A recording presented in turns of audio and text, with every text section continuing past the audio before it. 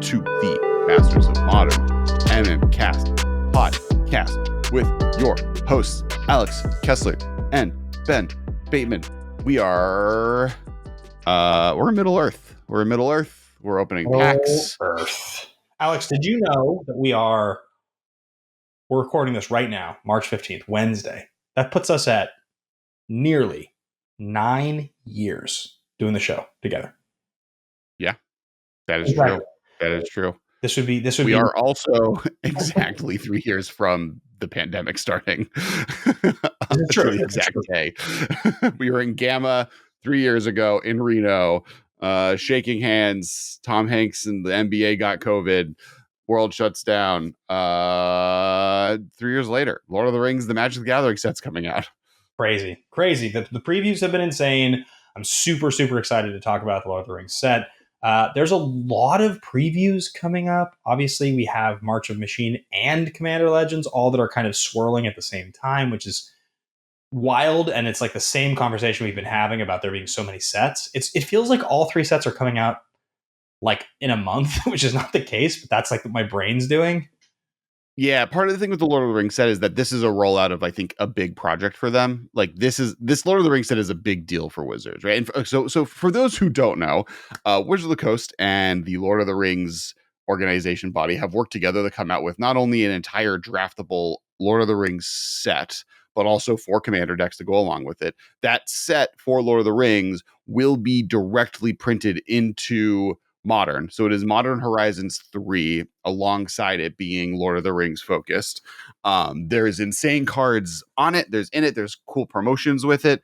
But I think part of the big deal here, like this is the first big limited set with a real property, right? This is a top 10 franchise of all time, if not bigger than that. Franchise that's being licensed and put into a Magic the Gathering product. And so I think the preview season this early starting is really about rolling out something very, very special and different versus March of the, because it doesn't come out till end of June, right? We have almost 4 months until this set comes out, and we have a bunch of cards already versus March of the Machines, which comes out next month within the next 4 weeks, right? And or maybe 6 weeks. And that preview season starts probably in 2 weeks. I think they're getting this out of the way so that they can start talking about that as a big culmination. It does feel like all of this stuff is happening at once, but I do think this is being previewed really, really early due to the fact that like they want the buzz that they got, and they got a lot of it. Oh, shoot. Hang on. Knocked over my drink on my keyboard. Pause the show. Don't ruin the keyboard. That would suck. By the way, not that I think you care very much, but it is March of the Machine, not Machines. I saw the whole Twitter thread about it, like being mispronounced. It's like a whole thing, but like just so you know. Actually, just keep all of that in here. I don't care, Ben. We had to take a break because Ben spilled water on his keyboard, and he came back after knocking almost destroying his keyboard. A lovely piece of technology, and had the gall. You shut your mouth. The gall to tell me that I am pronouncing March of the Machine wrong because I'm saying March of the Machines, and I don't care. I don't care. You know what's cool about this set, this Lord of the Rings set? They are reprinting Bridge from Below. The famous Bridge of Khazad-dûm is going to be Bridge from Below. That's a 3-mana artifact that has creatures with power greater than the number of cards in your hand can attack. Famously known as Bridge from Below. Alex, card. First of all, 2 things. I wanted to give you my comment about you mispronouncing the set when I was fully paying attention, but your response just now was so authentic that I think we have to keep the whole thing in. Because it was just do not please cut out the part, like have him spill, let like react a little bit and then cut to that moment. You don't need to meet like I was like whistling Lord of the Rings. We don't need any of that. We don't need to be like watching TikTok. You want Rick to have me spill like a fool, give you feedback, and you to dunk on me. So you know as an audience, that's what Alex hopes for with this podcast. That's how he's Yes. We're going to Middle Earth, Ben. I know that you famously big Middle Earth fan. You just sit around your house drinking wine and listening to the soundtrack to the Lord of the Rings. That's your favorite thing to do. Those guitars behind you, those are mandolins. You're a bard in real life. He thinks he's kind of kidding, but I have listened to the Howard Shore scores of those films so many times. I know all of them by heart. I know like The Breaking of the Fellowship is one of the great pieces of film music ever composed. It's incredible. And we haven't gotten it yet, but whatever the Boromir card is going to be my commander. I don't even care if it's bad. I'm building a commander deck. He's the hero of the story. We all know that. It's The hero of Boromir's the story. story. That's right, to take the ring from Frodo. The greatest thing ever. That is, him being the hero is a take. So as I was explaining, kind of like the layout on what this set is and how it exists, it is going to be modern legal. Price points are priced closer to probably a Modern Horizon set. It looks like based on pre-orders. The pre-orders recently have been really wonky on Amazon. The prices have been really, really high on things that maybe aren't supposed to be that high. For instance, the all All Will Be One bundles were pre-ordering for $150, and then they're now selling for $50. So it's hard to really take any of that Amazon pre-order business seriously, especially with some of the promotional stuff going on in this set. And it makes sense that it's more expensive, right? It's a licensed product. For those who don't know, licensing normally every pack sold, there's a 10 to 20. I'm going to average it out 15% increase in how much it's going to cost, just because that's how much it pay the licensing. Plus there's significantly more costs in the approval process and the artwork here. For instance, none of the art in this set is the artists are not allowed to sell prints. They're not going to get artist proofs. It's all digital art only, which has additional costs to it. So there's a lot more expense that goes into a product like this, which is one of the reasons I think Wizards is like starting the marketing campaign running. I think it's going to be one of the highest selling, if not the highest selling product of all time. I think it's like such a crazy swing. Because I think one thing that's so fascinating about this, you talked about this, like they have invested a lot into this. It's the first really major draftable, collectible, because the Warhammer sets that they came out with, that's a big deal. Warhammer is a big property, but it's also commander decks, and it doesn't have a major motion picture franchise or things like that associated to drive the interest. So, like, I'm trying to think. Warhammer isn't the literal godfather of all fantasy. Correct. Right. Like when I describe Magic to many people, it's always like the gameplay is like poker meets chess thematically, with card designs that are like Lord of the Rings. That's been my pitch for my whole life, basically. And it is pretty accurate. Like, most things in Lord of the Rings are included, like almost all of them, right? Orcs, goblins, elves, all of it, demons, dragons. Mm-hmm. There's some fun things. So for instance, the hobbits aren't in it. They're halflings. Which like I thought was an interesting feature that I just actually noticed looking at this Sam Loyal attendant card. But yeah, there's for the most part, because halflings is just non-licensed hobbit, right? That's where halfling comes from. For the most part, these are creature like most of the fantasy stuff in Lord of the Rings has shown up in Magic in some variety. I think actually I would be surprised if there's a single feature of Lord of the Rings that's not licensed that hasn't shown up in a Magic card at some point, from serpents to worms to goblins to orcs to statues to bread that heals you. Oh my God, Lambus bread. I love Lord of the Rings so much, Alex, that I have to tell you the sheer number of small details I'm looking for in every card. And like, not even like just like I think that's a cool character, but like I'm gonna read all the flavor text for the first time ever in a Magic set. Like, I'm gonna do all of it. Fellowship of the Ring is your Fellowship of the Ring is it's a top 20 favorite film of all time for me. Okay.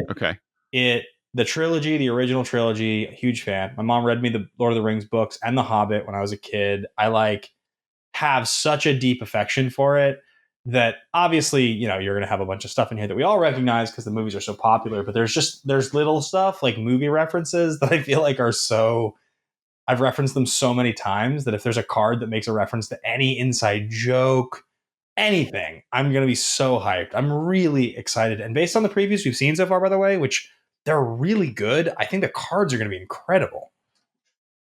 Oh yeah. I think like I said this going into it, based on we've had a few pieces of data points into this, right? On power level on what this set is. This is a Modern Horizon set. Modern Horizon sets have been bonkers powerful, breaking the format in half.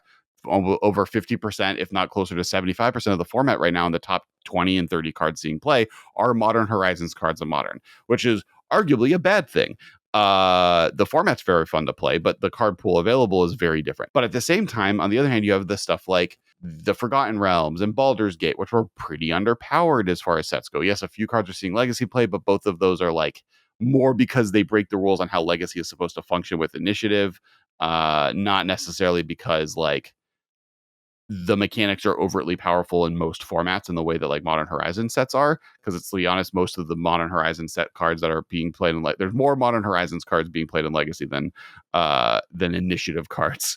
And then you have kind of in the middle the Warhammer sets, right? Those are very powerful out of the gate, one of the most powerful commander decks I've ever played as, but they're not dominating anything. And part of that is because a Modern Horizon set or a random set to sell packs, you need powerful cards, right? Like to just buy a but this you don't need that. You're going to have nerds like Ben who just wants to read every flavor text card and wants to own a Mount Doom card and wants to own the One Ring to rule them all. And they're just going to buy this set. The amount of people I know that like don't play Magic, but like realize that there's a Lord of the Rings Magic set that reached out to me just in the last 3 days, being like, "Hey, how do you play this game? How do I get this card?" I could literally just have a card of Denethor eating grapes in Return of the King and then splattering all over him while he eats grapes and makes the Hobbit sing to him. I'd be so happy. It wouldn't have to do anything. It could be like just like draw a card and discard a card, and then like I don't know anything. I just want a picture of that on a Magic card. It's like my favorite thing ever. Yeah. No, there's a lot, and like there's gonna be really cool flavor stuff, right? We're also getting box toppers, so there's a box topper pack that'll have a bunch of different cards in it those are gonna be reskins, kind of like the Godzilla cards, or the Fortnite cards, right? Where it's like an example is the Party Tree, which is just the Great Henge, but it's the Party Tree in the Shire that they have Bilbo's party at, right? Or Bridge of Khazad-dûm is going to be Ensnaring Bridge. That was the joke I was making earlier, and so, but it if you're going to pick a bridge, there's 2 bridges you can choose from. And I guess Ensnaring Bridge is the one that's modern legal still. So, and so like those will be kind of the box toppers. There's also going to be non-legal and modern options. So they'll have ones that are already legal. And then the other ones, so Wasteland, for instance, is getting a Valley of Gorgoroth. Said that correctly. But Wasteland is not going to be legal and modern, for example. So the box toppers don't mean they're legal in the format. That's the slight difference. It's just if a card is already legal in the format or it's a card from the set as a box topper, then it's legal in modern. If it's not, then it's still not. Yeah, some of the preview stuff so far has been really powerful. Obviously, we're going to talk about the One Ring, which has already been previewed. There was a lot of speculation. Would that be a Soul Ring? It is not. It's a unique card for modern that is really But the Soul Ring thing they're doing is cool too. But yeah, sorry, finish your sentence. Yeah, I agree that the Soul Ring promo thing is really awesome. Obviously, the One Ring thing we're going to talk about as well. But they have already previewed Samwise. They've previewed Frodo, Gollum, and there's a really cool 4-piece like a little mosaic you put together that all together that puts together an image from whatever you want to say. It's the film or the books, whatever. I do feel like the art in general is from the books. Like it's not directly referential to the films.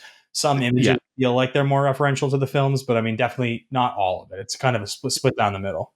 It's pretty explicitly book specific to the extent that there's not a "you shall not pass," it's "you cannot pass," because in the books that's the line, it's "you cannot pass."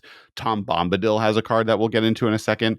These are like very specific book references. Yeah, but I would still say that the imagery from that 4 set that I'm talking about of Sam, Gollum, the Ring, and Frodo, it feels like it's out of the movie. Like it did. Like when I look at it, it looks like it. It feels that way. But I hear what you're saying. Like because there's gonna be crossover no matter what if you do that. Like I mean, the movie and the books aren't that different from each other, correct. Right? Like the actual differences are like a few minor characters were canceled or not but we're not in the movies. A few characters from the books have much more extensive roles in the movies.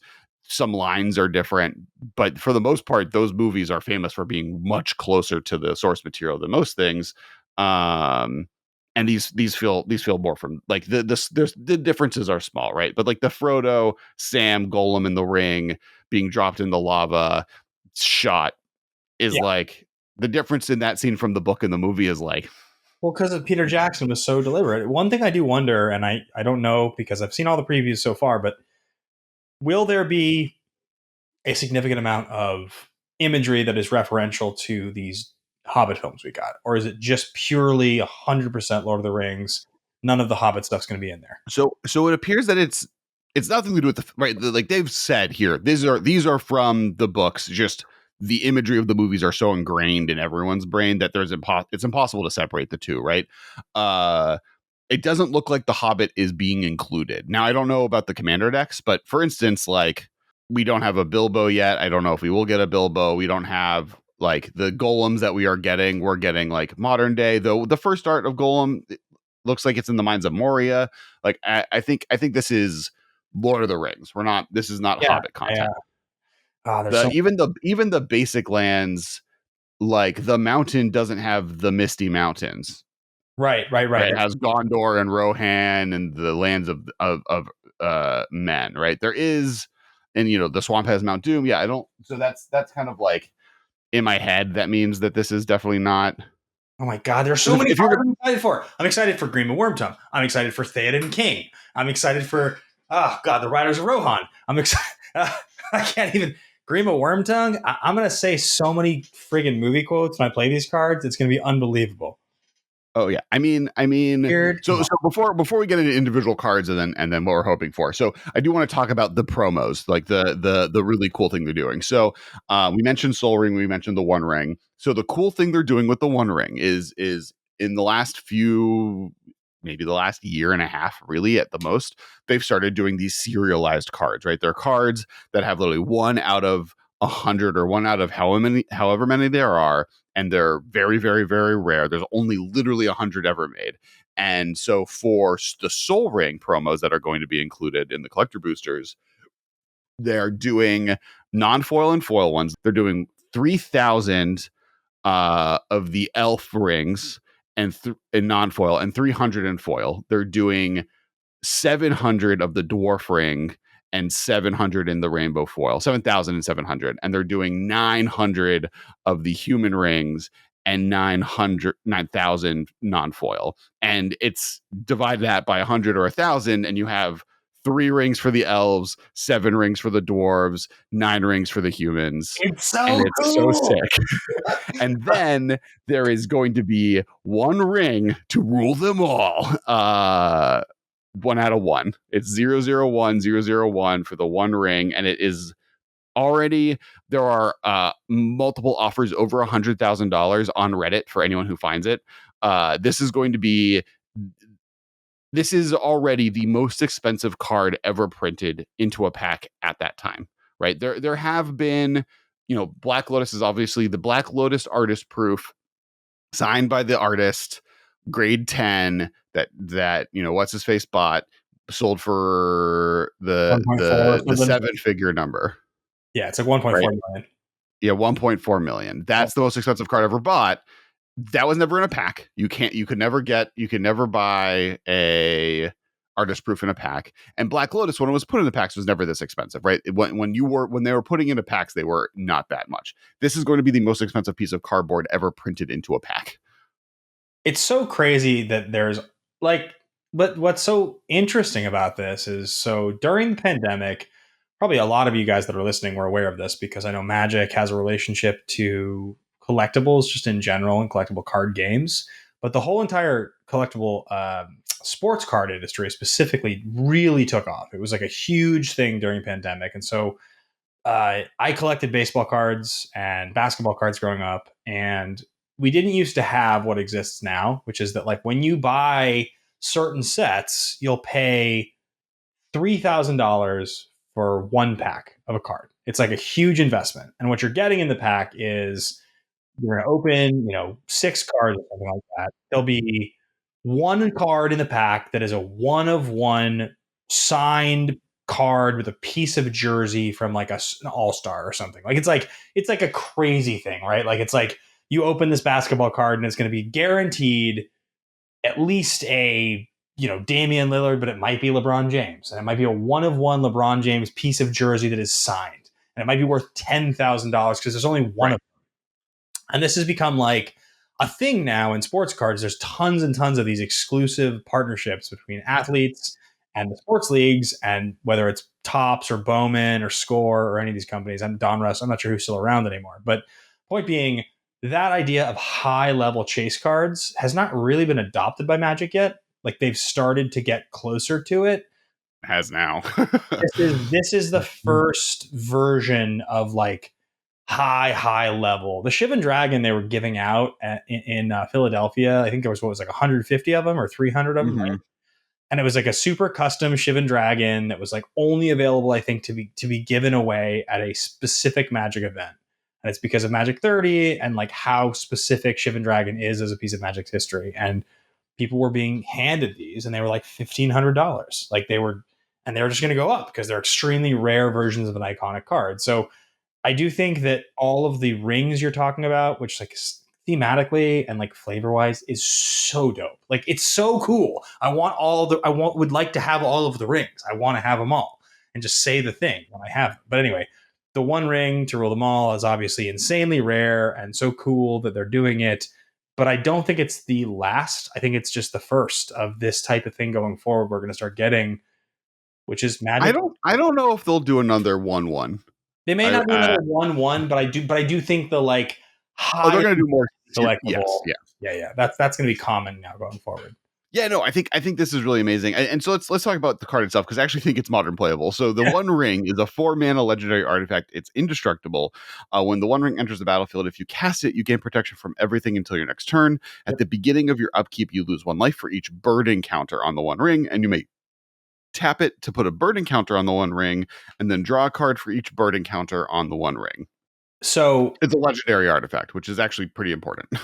It's the third, correct me if I'm wrong here, the third card ever with protection from everything, right? I think it's the fourth. Progenitus, Nefarious Protection, and is there like a level up creature maybe? Like a guy that gets like Hex Drinker? Yeah, there's the snake. Because there's the snake. Because what's it called is Hex Drinker, is it the one? Yeah, Hex Drinker. So that's the fourth then? Yeah, because Nefarious Protection is the best card that does that, and I think Progenitus was like a splashy, like all colors card that's very iconic, and then Hex Drinker was just a card from Horizons 2 or 1 that had like level up, which is cool. But like this is the fourth time they've done the protection from everything, which is obviously a really big deal. Like cards that say that they're really hard to deal with. This is colorless, so it goes in every single deck. Yeah, so there's 1, 2, 3, 4. There's there was a card from Brothers War that exile the Stasis Coffin. You gain protection from everything until your next turn. And then Vexilus Praetor from the Warhammer set is commanders you control have protection from everything. Gotcha. Okay. So this is the sixth. Okay, so it's definitely not overused. The first one only came out like 10 years ago, and they've been pretty sparing with it, which is great. But yeah, this card obviously, I think the bird encounters thing, Alex, is really cool. It's one of my favorite parts about this card. I like the design a lot. It's a good example for me of the difference between initiative and dungeon with D&D, which I really don't like. It's one of my least favorite designs. I don't like how much information it introduces to the game without having, like, you have to have the extra separate card, otherwise you don't know what it does. This tells me the flavor and story of what's going on still on the card. I don't have to have another thing. It doesn't create another thing, which I believe that the going forward, as much as it's like, I can Google this on my phone. What if we don't have service? I want everything on my card to be on my card. If it flips, that's fine. I never want to have to go outside of the card to know what the card does. And that's why I think the flavor of bird encounters is great. I think like this is the play pattern to me, right? Like if we're bringing in a modern, I think 4 mana, you can't die until your next upkeep is in a lot of ways to say yes. Loss of life can still hit you.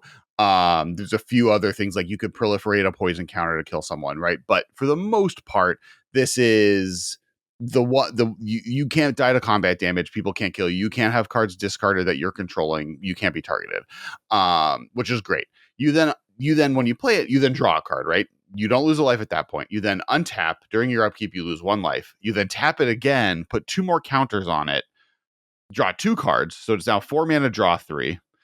And then you have 2 choices. You can play your second one, refogging yourself, sacrificing the first one because of the legendary rule, and then repeat the process again, drawing another 3 cards.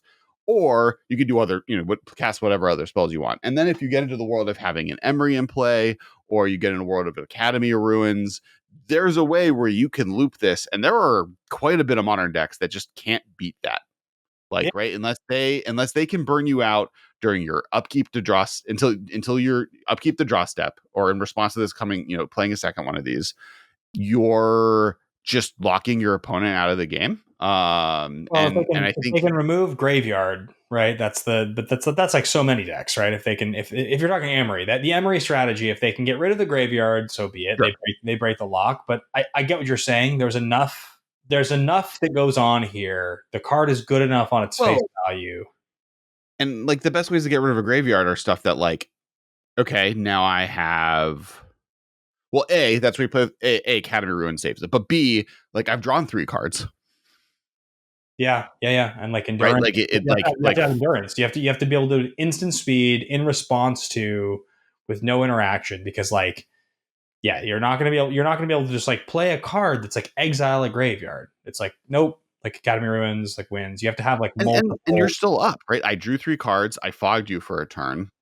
And it has to be a graveyard effect. That graveyard effect has to be, and obviously this exists, but it has to happen at instant speed during my upkeep, or it has to be all graveyards. Yeah. Right. You can't target me, and you can't target a graveyard. It's target player's graveyard. Right. So Exactly. This even protects you from any sorcery speed graveyard hate.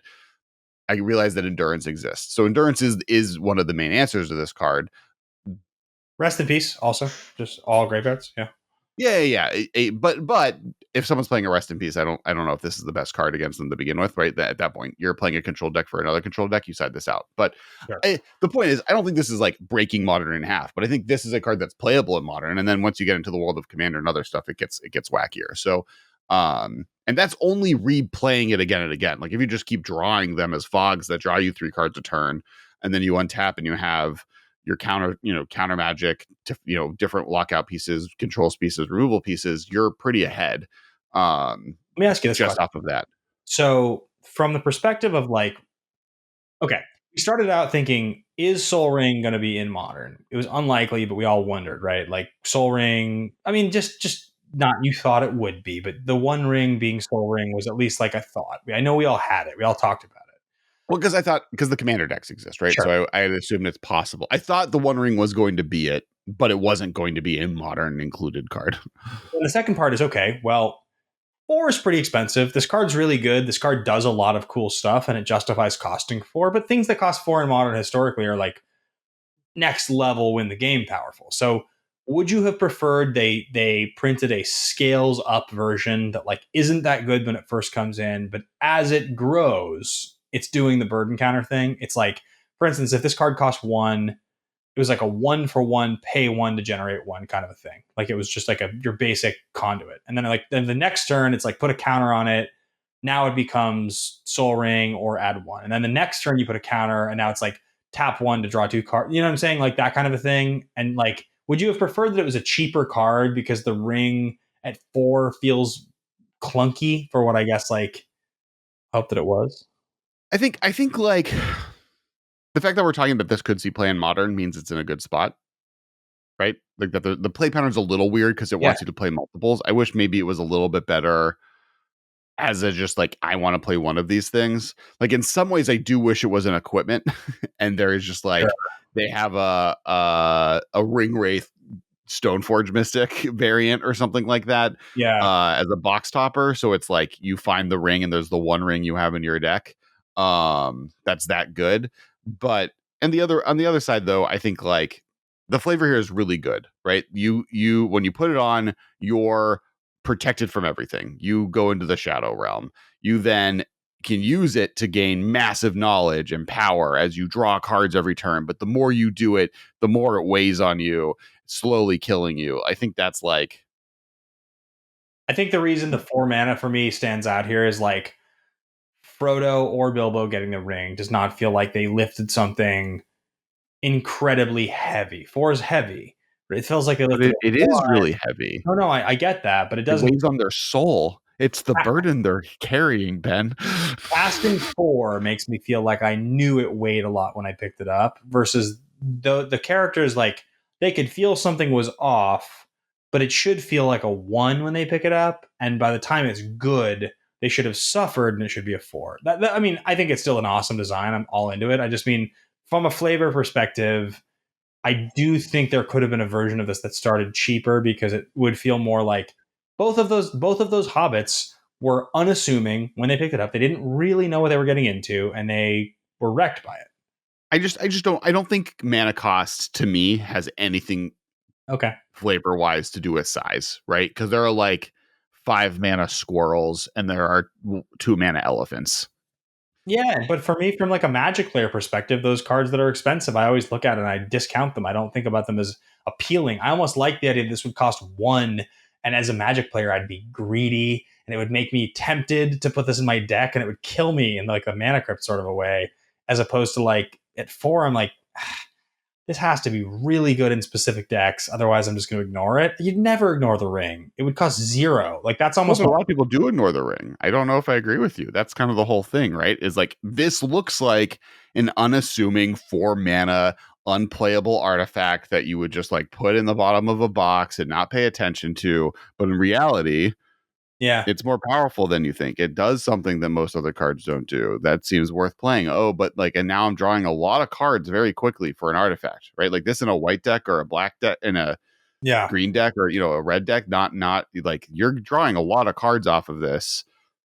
Like, even in burn sideboards, like playing this and protecting yourself from their hate cards, and then being able to just like draw 4 bolts on turn 4 and then untap on your next turn and bolt them out. Like, I don't know. I think the flavor is really good here. I agree that I wish it was more powerful, but in some ways I don't, right? I don't need more Modern Horizons directly in the modern cards that are going to break the format in half. Like, I would not want this to be Ragavan 2 the I think ring. the card is really powerful. I think my point is only that my only point really that stands out here is that from like I have watched and read Lord of the Rings. I want the ring to be more appealing on its face value to me than 4 mana is my only real thing. I feel like 4, I have to convince myself that it's good, as opposed to like, it's 1, oh, maybe I can do something really cool with this. Oh my God, now it's killing me, kind of a thing. That's cooler. But we've talked about the ring a lot. Like, it's incredibly awesome. I can't wait for the 1 of 1. It's a great flagship card for the set. They've also previewed, though, like, how many, like 10 other cards? Like, we have like a lot of the set already, or the flagship cards. 20 cards. Well, 19 cards. Frodo, Let's talk Sam. about the basics. Yeah. Oh yeah. Go ahead. Really quick. Where do you rank these on the basics? So for those who don't know, they're on screen. The basics are original maps of or illustrated maps of Middle Earth. So you have like Mordor and Rohan and Gondor as mountains, and Mirkwood for forests, and It's the old like Tolkien from the book map of Middle Earth, and like, they're so dope. I mean, like, having a foil of like Mirkwood, like any of these, the mountain, like, they're just, I think almost anybody who loves loves Magic, it's super rare if you love, like, really in your soul love Magic, you don't have some love for either Game of Thrones or Lord of the Rings. I think it's pretty rare if you meet someone that just like doesn't care about either and they just play Magic. And so I do think having something I can play that makes me feel kind of connected to that source vibe, and like, it's been in my life my whole life, it feels like. I don't think I'm going to reference it any more than I would reference a stained glass swamp, or a, there's so many cool basics. I've talked about this all the time. It's one of Magic's great inventions over the last 5 years, is how many better basics there are.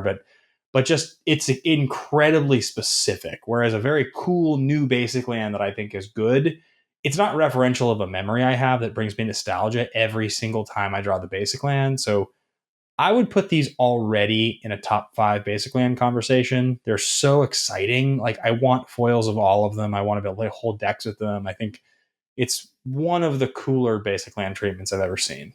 How about you? I like these a lot. I'm getting to the point where I think I need to like make a decision every deck every set that comes with lands I love, one deck is going to get those types of basic lands, and I'm never going to look at them again. Because Yeah, like right, I right. literally just like got the ink lands from the bundle for All That We Won, which might be my new favorite lands they've ever done. They look so amazing in real life. And I don't. And I was like, oh, I want to put these in 3 decks. But now all my decks are these cards, and now I'm like, 3 weeks I'm gonna, get whatever the next version of that is going to be. So I need to like pace myself on these basic lands. They're now hitting it too far to the park. These are amazing. I kind of wish we got like actual original Lord of the Rings maps drawn by J.R. Tolkien as the lands Oh versus shit. the illustrated version we're getting. The Okay. illustrated versions are really great, and they're obviously based on the maps he made. But I thought like more of a black and white style thing would be really cool. But these are great. These are amazing. All right, next card on the list that was previewed: Gandalf the Grey. 3 blue red, legendary creature, avatar wizard, 3/4. Whenever you cast an instant or sorcery spell, choose one of the below that has not been chosen. You may tap or untap target permanent. Gandalf the Grey deals 3 damage to each opponent. Copy target instant or sorcery spell you control. You may choose new targets for the copy. Put Gandalf on top of its owner's library. I like this card a lot. I like the pick one vibe of card design. I think it's like a really cool part of card design. I will tell you that when we're talking about like Lord of the Rings quotes, uh, the gray versus the white. Well, I we have gotten the artwork for Gandalf the White. So there will be a Gandalf the White separate from Gandalf the Grey. I will never play Gandalf the Grey ever in my life. No, I'm kidding. I probably will, but I come back. Land of the Tide is one of my all-time favorite quotes in the history of Lord of the Rings. I've said it a million times in my life. So if Gandalf the White is not like just oh my god, come on. When he's at Helm's Deep and he like gives the quote about like look to the whatever and then the riders come over, it's Gandalf the White is one of the it's one of the goated pieces of like Lord of the Rings and Two Towers. So I totally read this card and I thought it was cool. And I'm always a fan of the pick a mode that hasn't been picked yet. And I think it's cool. I think this is a good card, but I'm doesn't pretty feel disappointed in this card, actually. I think like none of its features are that exciting. The work to make them all trigger is kind of annoying. I guess technically when you cast your sorcery spell, it will always copy one of them. I don't the flavor of it is a little whatever. It's like kind of like he leaves and he comes back and he leaves and he comes back and he always like does a little thing to help, but like I don't know. I feel like I actually well, like Gandalf the Grey more than I like Gandalf the White. Like if I had to choose which of those two Gandalfs I want to hang out with, I'm choosing Gandalf the Grey. He gets high on a porch with a hobbit and hangs out with people. Gandalf the White is very serious and dramatic. I don't have time for that. I want to hang out. But he's got work to do. But this card's pretty whatever to me. I wish it was more, and yeah. like it's overcosted for what it's doing. 5 mana to like replay it, and then like you're not getting too much of a benefit from it. I don't know. I'm definitely more disappointed on this card than the one ring. At least I'm like, oh yeah, I could play this in modern. I want to slam this in every one of my commander decks. I think this is playable in all of them. Versus Gandalf the Grey, which was Yeah, I think that Gandalf the Grey is a good enough card. It's a good enough card in the way that many mythics and many standard sets are like, wow, like this is doing a lot. Like this is if I play this card and my opponent doesn't have like a really good reaction, I will probably win. Like that's how this card feels to me. It's got a lot going on. But in terms of iconic, I agree it is lacking. And that's where I think that they had to step us up for Gandalf the White, right? Like they had to give us something better. And like Gandalf the White's so much tighter. I mean, like Gray smokes out of the pipe and he does the ship, and he obviously has imagine if he like fogged every turn because like make you cannot pass is like prevent combat and like had like more of a just like maybe like a speak front end. I don't hate the idea of the blinking ability, right? Because that is very flavorfully Gandalf. The fact that he always leaves and comes back is very flavorfully Gandalf. I don't know. I hold your thought, because the only one thing I wanted to say about Gandalf that stands out to me is there is this one moment. I don't remember what movie it's in actually, or what book it's in specifically, but it's when Frodo has the line where he says, "I wish the ring had never come to me." and Gandalf has that line where he says, "No, nobody does," but that's like something like that's the nature of these times, right? It's like he has Sure. that one speech he gives. It's one of the great speeches in the whole entire story, and it's so good. And I think he gives it. I'm pretty sure he gives it as Gandalf the Grey. Yeah, And I it's at wouldn't Rivendell.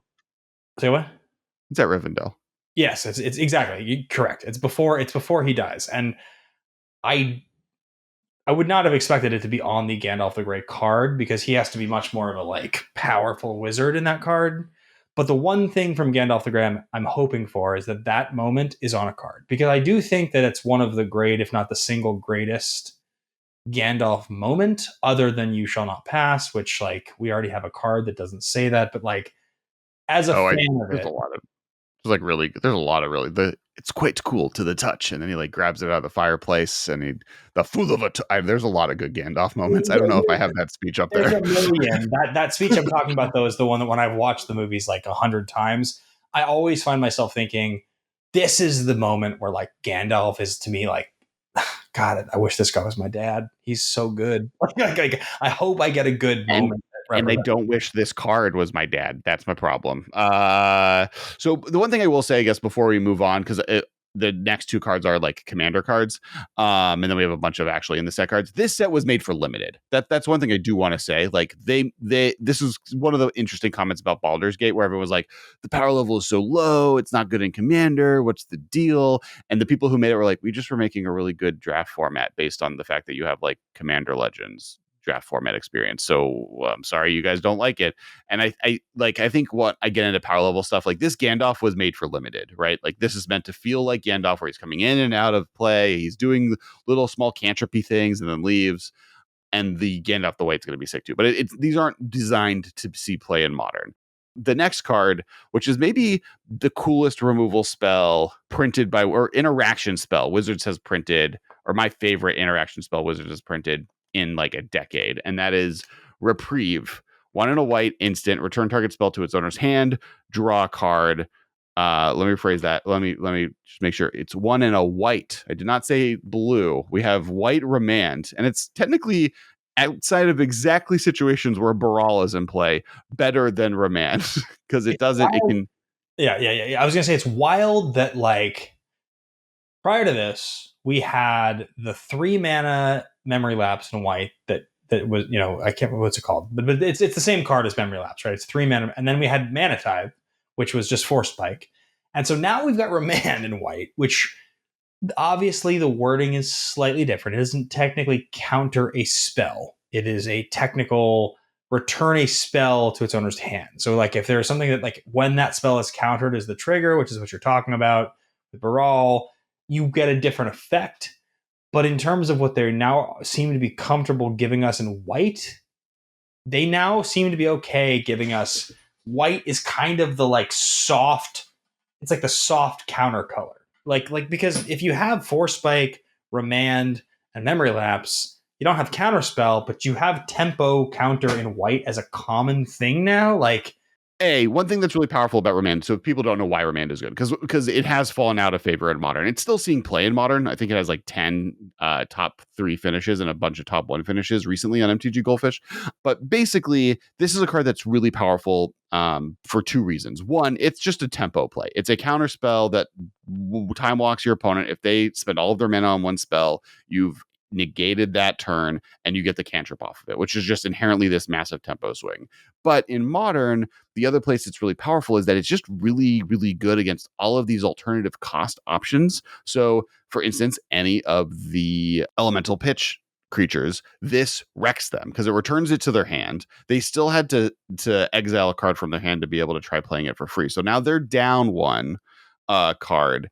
You're up to a card for having interacted with it, and it's such a massive tempo swing against delve spells where they've put all this work to be able to get a card into play and exiling their whole graveyard, and then you remand them, and then they're stuck no longer having a graveyard to be able to cast that spell.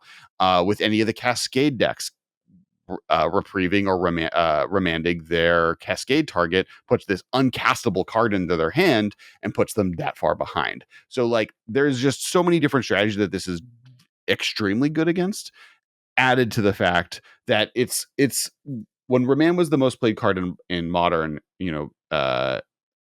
most played counterspell in Modern, kind of the joke about it was this is the best card to cut in your sideboard because this is good against everyone. There is no matchup where Remand is bad, but there are better cards in those matchups. And as soon as like, oh, I'm playing against Affinity, you cut your Remands, you bring in Artifact Take, or you're playing against Burn, you cut your Remands, you bring in Life Gain, because those are just going to be a more efficient answer than Remand was at delaying and stalling it to get to your win condition. And then the last place that it sees play is spell based combo decks for two reasons. One, because it's just a good cantripping replaceable sound storm. You can use it to just draw a card off of the different cantrips you have, but also it's protection against their counter magic because you can return your Scape Shift, you can return your pieces of combo that you need to return, that you need to be able to win the game from their interaction. You now drew a card, made them fizzle their spell, and you still have your really key piece of information, key piece of win con in your hand, and now you don't need blue. Yeah, exactly. I think that the idea that white now has the ability to like tempo and sequence in this particular way, and the card I was thinking of was Lapse of Certainty, by the way, which is originally from one of the Alara sets. It's white 2 instant, counter target spell. If that spell is countered this way, put it on top of its owner's library instead. So it's just memory lapse in white for 3, which should be fairly indicative, I think, of where Magic is now compared to where Magic was, say, 10 to 15 years ago. They gave us a literal version of memory lapse in white that cost 1 more, right? Whereas 15 years later, they're giving us one of the most powerful counterspells ever printed in Remand as an actual 1-for-1. Like it actually gives you the same thing. The question becomes, in the old days when Remand was so popular, the best decks that were trying to play Remand as you mentioned returning your own spell that's on his hand. That was back in the like Scape Shift days. You would have this extra piece of backup that could get your own key spell back. I wonder how many decks have a 4-drop anymore that requires a Remand or discard to your own hand. Like, I don't. Well, Scape Shift still sees play. Like it's one events, right? But so the Bring to Light Scape Shift decks are playing it. There's Murktide Regent decks playing it. Storm is the big deck that plays it. It's like a staple in Storm decks, because the cantrip effect on it can rebuy things to go kind of nutso on it. And then it's starting to see play in generic Ragavan decks, Teamer Control decks. Like it's a card that is peaking up in different key places, but it's a staple in Storm and the Scape Shift deck, the Bring to Light Scape Shift decks. But yeah, for sure, the blue version is seeing play. The reason the white one's more interesting is it's no longer strictly worse than other cards, right? And Remand's not strictly worse than Counterspell. It's not strictly worse than Force of Negation, but it's worse than those cards often. It's and competing with Reprieve, an entire category of blue cards, whereas a white card in a non-blue deck, this card is so good in a white deck compared to like when we used to think Remand was like the golden goose, like it was our favorite card ever. So the idea that white now has access to the same idea, it's a big deal. Yeah. Very big. Yep. So the next card is going to be You Cannot Pass White. We already kind of talked about it, but white instant destroy target creature that blocked or was blocked by a legendary creature this turn. I mean, I feel like the Twitter has been a buzz of this, but like you shall not pass is the line that we all say from Ian McKellen, and like I saw some good jokes about this, but it's not. It's a limited card. We can play it in limited, but I feel like the biggest thing that we take away from this, and it's a miss for me in my opinion, is like this should say the line from the movie because this card is not important other than as a limited card. I'm surprised that they didn't just do that, but I don't know. What do you think? It's line in the book. I think it's proof that this is the licenses for the book, not the movie. Yeah. Right? It's like they aren't allowed to say you shall not pass. They have to say you cannot pass. All right, next is Golem, Patient Plotter, 1 in a black legendary creature, halfling horror, 3/1. When Golem, Patient Plotter leaves the battlefield, the ring tempts you. Black, sacrifice a creature, return Gollum from your graveyard to your hand, activate only as a sorcery. I believe that the ring tempts you is a mechanic we haven't talked about, but it functions similarly to experience counters. So you can be tempted by the ring. So every time you get a tempt counter or whatever, we haven't gotten a full breakdown, but once you have enough of it, different other cards will trigger in greater numbers. The later on, there's one that we'll talk about Frodo next, actually. So but yeah, this is basically you're able to it's a grave crawler variant. It's a reassembling skeleton variant. How do you feel about Golem? Do you think there's going to be a Schmiegel? Do you think this is just one of like Frodo got a Samwise and a Golem to play in his like Sauron's Bane card, and then there's going to be another version of this card that's a little bit more exciting? I think there will be a Smeagol because I think it's too important of a part of the story that you have this like innocent like being that kind of gets wrapped up and finds the ring. Like it feels like the Smeagol who finds the ring at the bottom of the lake or whatever. That's probably a card. It's probably like a blue scry 1 find a treasure kind of a card, like something like that. Like it's something that is like that type of card. And then I think there's no version of Golem being or Schmiegel being a blue card though. sure but it's and honestly Schmiegel as a character is not a spell, but like there's probably a spell that does that like has Schmiegel on it, and there's probably like a Schmiegel card that is like a farmer type of effect of doing something sort of just like value creating that has like some ability that's expensive that allows you to like kill yourself or take some sacrifice, give something. I mean, just like something, some like big like story thing that is represented in like an ability is my guess. But the Golem, all of the Golem, Sam, Frodo cards that we've seen so far, they're all pretty good. I think Golem's pretty good. I think what's cool about Golem is like in modern, he's actually a more constructed playable card to me. The problem for him is that the cards that I want to play this with want him to have a vampire or a zombie tribal capability, and he is a halfling horror, which that doesn't interact with those in the way that you would want. He is interesting because he is a graveyard sack outlet, right? Like there are, if Bridge from Below, the actual one, was still legal in modern, Golem actually becomes a lot more interesting because you could trigger him from your graveyard to be able to do that effect. It also, we don't know what being tempted by the ring, what power level that really means. That could be like food tokens, right? That could be like, oh, there are cards that are bonkers with this that we don't even understand yet. But right now, so for the next card is Frodo Sauron's Bane, white for Halfling Citizen 1/2. You can legendary creature Halfling Citizen. This is Frodo. Hybrid white black, so 2. If Frodo Sauron's Bane is a citizen, it becomes a halfling scout with base power, toughness 2, 3, and a lifelink. And then for black, if Frodo is a scout, it becomes a halfling rogue with whenever this creature deals combat damage to a player, that player loses the game if the ring has tempted you 4 or more times. Otherwise, the ring tempts you. So if you're able to hit someone with Frodo, and you've been able to evolve him, so it costs 6 mana to do that, but you can do it at instant speed over turns as you've had free mana with white and then black mana. You can kill someone if you've been tempted by the ring enough. This is a hark back to what's the red white Figure of Destiny.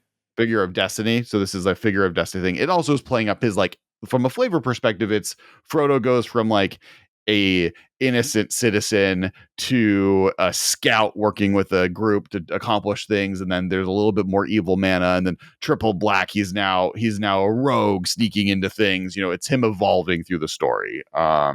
So the way that works is if you have tempted X number of times, you can't proliferate that. You can't cheat it. You have to like you have to tempt, right? Like the way it states, it's not based on counters. So you have to like actually pay the mana to tempt, which like from a like carrying the ring, I'm losing my soul perspective, there's like a weight that goes there that I think is pretty cool. It doesn't feel as much like it's melding magic ability and character ability. It feels like they're actually respecting this idea that like there's a weight, you have to pay the mana. That makes it hard, and it's hard because it's important because he's Frodo. I think that's pretty cool. Yeah, it a little bit is going to depend on like they're obviously trying to encourage you to build a Frodo, Sam, and Golem deck because Sam is 1 white flash halfling pleasant 2/1 halfling pleasant halfling peasant. When Samwise the Stone-Hearted enters the battlefield, choose up to 1 target permanent card in your graveyard that was put there from the battlefield this turn. Return it to your hand, then the ring tempts you. So you get a tempted ring. So like by playing all these together, you're going to get just like some inherent ring temptations. And then so when you evolve Frodo, you're just able to connect and kill a player. Now, one thing to point out is that Sam, the commander card, has partner with Frodo Adventurous Hobbit. So there is going to be another Frodo for sure, as at least a commander card, if not another Frodo within the set itself. But yeah, definitely playing up the sneaking across aspect, and these three working together in a single deck type strategy. The one thing that we didn't talk about for Frodo that I do think is important is it is a 1-mana legendary creature, which has relevance with Mox Amber, has relevance with other legendary matters effects, getting something down that early. There's not that many legendary 1-mana creatures in general. And the more that they print, the more that's super, super relevant. Well, also, but doesn't in Commander the hybrid mana and the cost also in the ability mean that Frodo is technically a white-black card? Yeah, this is a white-black card that, interestingly enough, all three of these cards could have Lurrus as a companion. So Oh my if you're god. missing your Lurrus deck, you can play Frodo Lurrus tomorrow. God, just Frodo just taking advantage of everybody. Lurrus and involved. Yeah, but yeah, I like all these cards. Yeah. Next, we're going to talk about the two lands that we saw. The first one is Mount to Doom. This is a legendary land. Tap it to make a red or a black. You may pay 1 red-black to have it deal 1 damage to each opponent. Untap it. So 4 mana, red and black. Tap it to deal 1 damage to an opponent. Or 7 mana, 5 red-black. Tap it. Sacrifice Mount Doom and a legendary artifact. Choose up to 2 target creatures, then destroy the rest. So there's a board wipe on the back end with a small damage option in the middle. And then it's just a thing that you can use to fix your mana for red-black. Does it come in untapped? It does come into play untapped. So it is an untapped red-black mana source. Legendary? Legendary land. It's a legendary untapped black-red source that just on its face, it started at the beginning, from modern at least, has the ability to be a black-red land you can play untapped on turn 1, and then also has the ability to do crazy stuff. Like, I think this card is good. I think it is good. I'm interested to see how good. I think like its 2 abilities are really niche. Needing an 8 mana board wipe that you get to protect 2 your creatures is a weird spot. I don't know any decks in Modern that are really necessarily need that. But then on the other hand, I can play Grixis control deck and just play one of these and get it. Now, its first ability doesn't really play into that. The fact that it costs you a life to be able to tap it does, to me, feel like it hurts that second ability. On the other hand, in a Jund deck, I might just like this because, like, most of the time I need it to beat down. Once in a while, I'll get into a top deck war against my opponent, and having the ability to deal 1 damage to them each turn as a win condition in the middle ability, and then a board wipe late game if I really need it, is maybe worthwhile as a one of. So I definitely think there is benefits to that. The problem is that the second ability also requires you to sacrifice a legendary artifact. Like, right. It's the ring it's referencing, but like it's still a thing that is hard to accomplish if you don't have that card in your deck because there aren't that many cheap legendary artifacts that are actually good.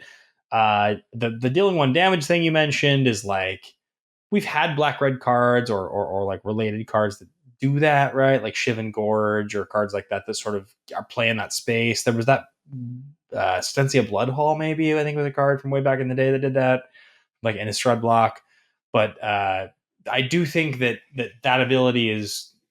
I think the reason you play this card, in my opinion, is it's an untapped source on turn 1 that gives you black red, and then it has like a big ability at the end. It has a semi wrath ability. I'm trying to see, is there so Shadow Spear is the most played legendary artifact in Modern, which is a legit one. That's a real good card. Saga Jund could take advantage of that then. Like, that's a thing you could do. I don't know if it's good enough for that, but that is an option. For sure. Okay. And then the next one is the Shire. The Shire enters the battlefield tapped unless you control a legendary creature. Speaking of Frodo or Ragavan, you can tap to add 1 green, or you can pay 1 and a green to tap it and tap an untapped creature you control to create a food token. Oh, wow. There you go. That's cool. So it is an untapped green source if you have a legendary creature. Having a legendary creature is not the least uncommon thing because Ragavan is in the format. So turn 1 red mana source Ragavan, turn 2 this, and then when Ragavan gets blocked eventually, you can start using it to make food tokens. I think this is really cool. Well, the one benefit of this is also like in Asmore decks, right? Because Asmore is also a 1 mana Agreed. A legendary creature. And this allows you to like just, as a one of, just start generating food tokens pretty inexpensively, which I do like about it. I think other than that, like unless you're in a dedicated food deck, this isn't the business. Yeah, I agree. I think this card seems cool, but the secondary ability is not strong enough to justify the playing of it. I think the other one is a much better card, which makes sense. The Shire is should be from a value and like power perspective, it should definitely be worse than Mount Doom. So Yeah.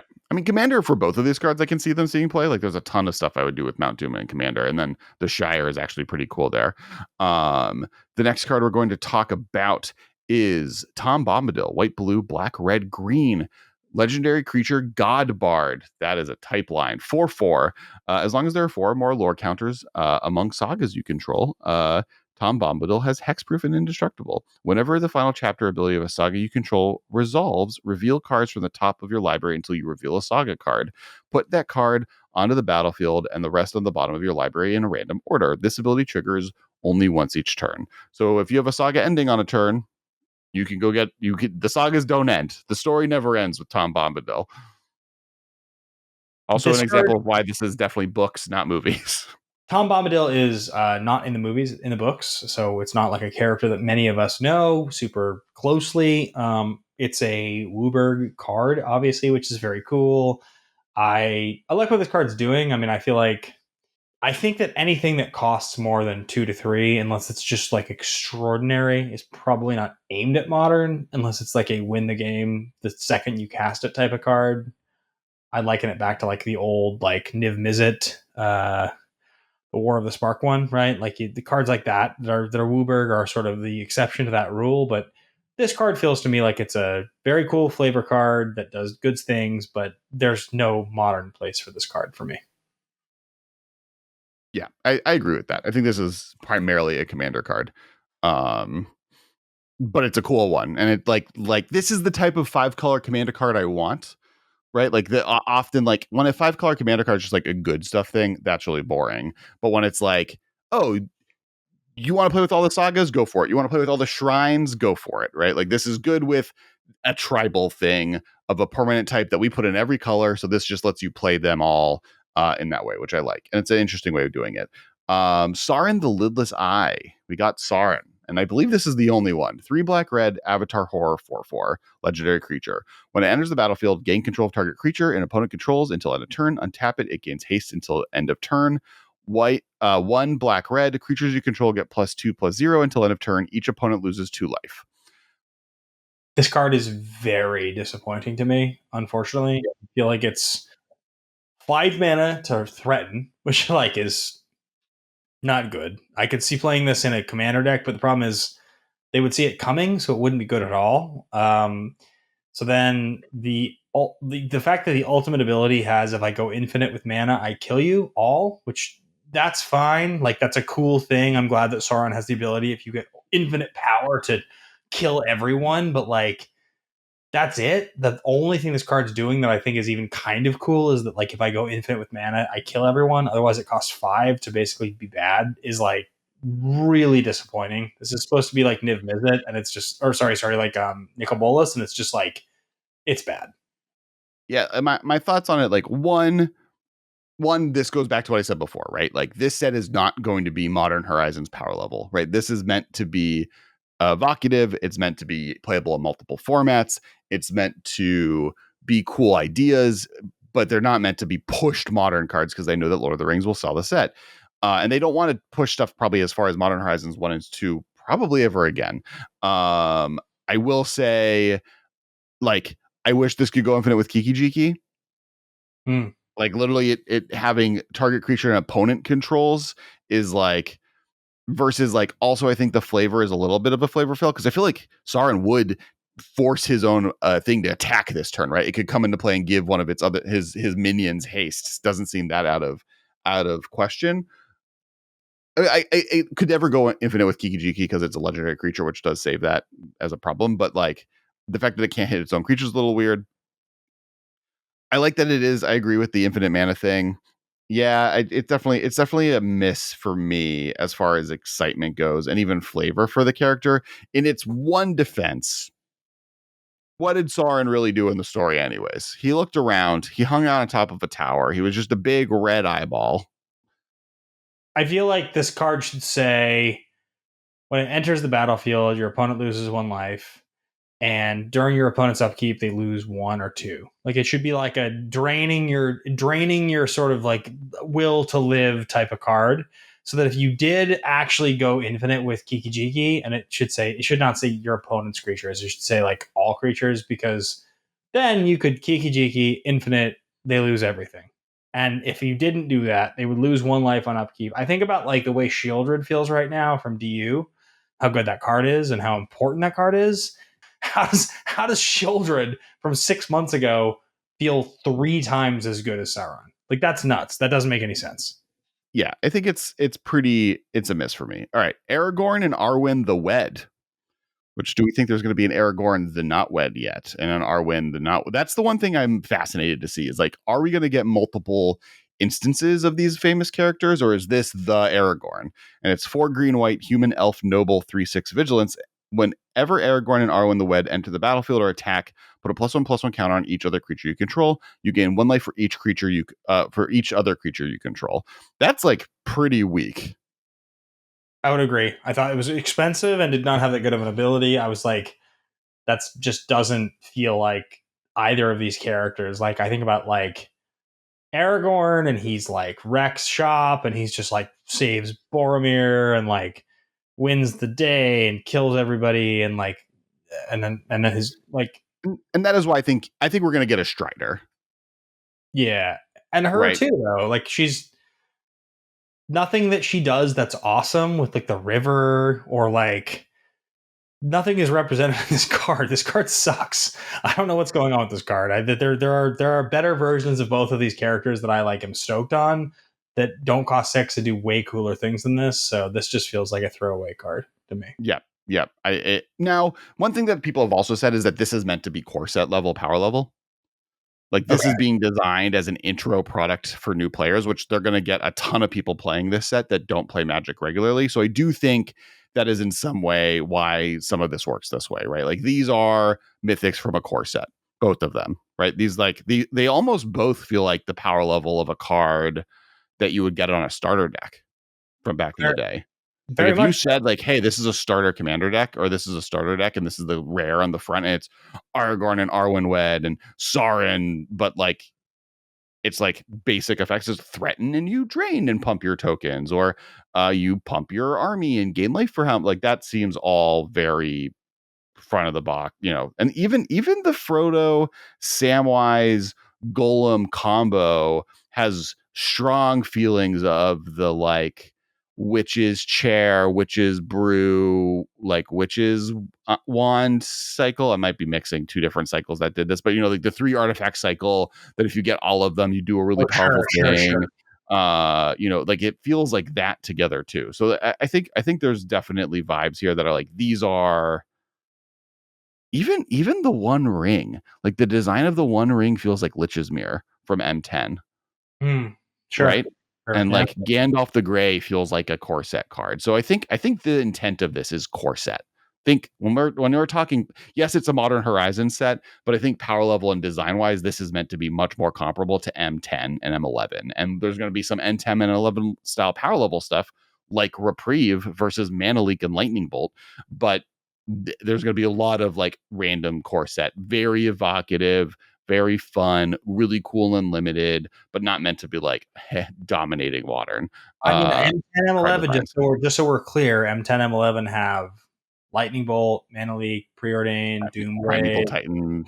Primeval Titan, all the Titans. Like, those 2 sets are like legendary for having good commons and great mythics. So like, I think that like what we're talking about here as far as power level goes, there's some pretty cool stuff. I think like there are definitely some cards of lower power level I can see while we're talking about the previews so far. We only have 20 cards so far, but I don't think the whole set is going to be Horizons 2 level. I'm not looking for like, you know, Ragavan and, Murktide Regent and all these crazy cards, but I do think that we're going to have some very good cards. So Yeah. Like, and when I say that, I mean like it's the differential, right? Because like M10 had Baneslayer Angel, but M10 also had that like Sphinx that like when it enters play, you do some weird mind game, right? Like the mythics are and the rares are super swingy because it's meant to be very casual focus with stuff meant for standard. Or what. So I think I'm very excited. I think this set's going to be really sick. And like from a flavor perspective, I'm with you. Like this is all amazing. But we did like kind of end it after talking about the One Ring and maybe a Reprieve of like, yeah, this card's just fine. But the point more is not, oh, this card's just fine. It's like, oh, this is flavorful. This is a great this is my first Magic set card, right? Sauron and Aragon and Arwen are both like very new player exciting card. Yeah. Because if I had never played Magic and I picked, it was like, oh, all my creatures get +1/+1 counters, and I gain 7 life. That's amazing. Oh, I get to steal one of their creatures for the turn, and now I get to like pump all my tokens and gain a bunch and like drain them life. I feel like a dark wizard, right? Like they feel very new playery, which is great. I think that's a good thing. I think like that's exactly what I want. I want the set to be underpowered. I want like 4 cards from it or 5 cards from it to see modern play in real ways. I want it to get a bunch of people that don't play Magic already into Magic. Like that's the purpose of this to me is, hey, friends from college that loved Lord of the Rings with me, but like won't touch Magic even if I'd like asked you to for the last decade, shooting me text being like, yo, I saw that One Ring is like $1 million. Can I play this Lord of the Rings set? And I'm going to be like, hell yes, you can. Here's how you play. And that's the goal. And they're going to open up Sauron and be like, this is sick. I just stole your creature. Ha ha ha ha ha. I'm going to be like, yeah, bro. And then I'll storm off and kill them. I wish it was thus far from what I've seen 25% better power level. I feel like if we're going to call this Horizons, like a Horizons level set, and what you're saying, I wish it was a little higher. Well, I feel like a lot of the cards are, that's not what they've said though, right? The community is calling it a Horizon set because this set goes to modern. No, I get it. I get that they didn't claim it was as good. I just feel like if I came in and I played against your decks specifically, I played against your decks 100 times. Sauron's not very good. Your decks are good. This card would suck compared to your decks. Aragorn is bad compared to your decks. That I can't play that card. It sucks. Like if I'm even if it's like a multiplayer game and like you, Alex, are not doing good things, those cards are kind of weak. They like don't do enough. There are other cards, the cheap ones we talked about, that have more impact, but it's weird that the iconic cards so far, Gandalf as well, don't have as much impact. I think I agree that the ring is good. There are a few things so far that are really cool, but honestly, the vast majority of iconic cards are pretty underpowered. That's where like if a new player came in and was like, I love Lord of the Rings, I want to play these, they would just be like, I'm getting wrecked. Why? Well, not because you would play limited with them. If a new player showed up as like, I want to play these Lord of the Rings cards, I wouldn't be like, here's a modern deck that has one Gandalf in it as a splash. I'd be like, let's play sealed. Yeah, but even if they were like, here's Sauron's my commander. I want to build a commander deck around my like evil commander. I'd be like, your commander sucks. I'm sorry. I disagree. So that one I would disagree with. I think you can make a good commander deck around Sauron. I think the fact that like you build your deck to go infinite makes you win the game automatically. And you just build in red black. I'm going for infinite mana as soon as I possibly can with an outlet in my command zone is good enough. Like I could see a Sauron CDH deck without too much effort. Just like all the pieces are there to be able to do infinite dockside triggers, and this is a good outlet. Is that better than some partner options? No, but like it's not that much worse. Yeah. All right, fair enough. So you feel like then that the Lord of the Rings cards for new players are at least somewhat enticing. You're not as like most new players aren't entering into the Magic scene and being like, I'm going to play modern. They might play Commander, and I think these cards are fine as like a mid-tier Commander. Like not even like most people that play Commander aren't playing at like high-end Commander power levels. I've met a bunch. Like I think Aragorn and Arwen would be disappointing. I will agree with you there. I think someone, if they love Aragorn and this is the only Aragorn in their set, that's going to suck. And I hope that there's another Aragorn. I hope there's another Arwen. I have less faith in that, just because this is so book specific. And if we want to talk about a character that was a lot bigger in the movie that barely had any roles in the books, Arwen is that character. So sure. we'll see. It's going to be It's going to be interesting. And then I'm excited for the commander decks too, right? Like Sam Loyal Attendant having partnered with Frodo is so cool. And then it being like a food token maker is really cool. And then Radagast, Wizard of the Wilds, being a like bird beast tribal card. And then whenever you cast this spell with 5 or greater, you make birds and beasts. Yeah. That's sick. Yeah. Agreed. Very much looking forward to seeing what we get more in the future as far as these cards go. And I'm hyped for all of the... I mean, quick question for you before we wrap up. You mentioned earlier in the show that Lord of the Rings is probably a top 10. Like, can you think of like a top 3 franchise that would have a Magic set at this point? Like if they were just going for the biggest, Star Wars to me comes to mind, obviously is like maybe the biggest, but like... I mean, Star Wars, Lord of the Rings. I don't think Wizards will ever do Harry Potter because of the problems with Harry Potter. Sure.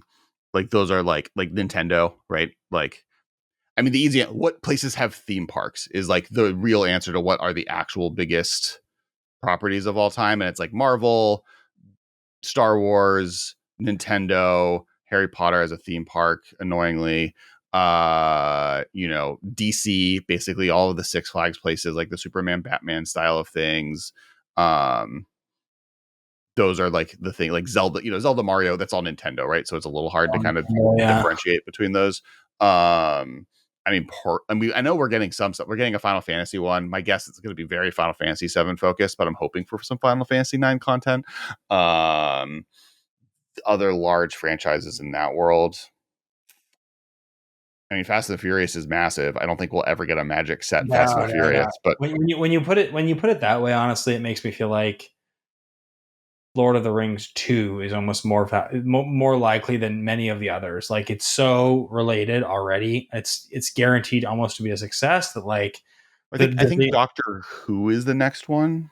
Well, no. I mean, they've announced that already, but like, I just mean like instead of all the ones we just talked about, like another Lord of the Rings set, given how adjacent all of the themes are to like Magic, like it seems like how could this set not succeed?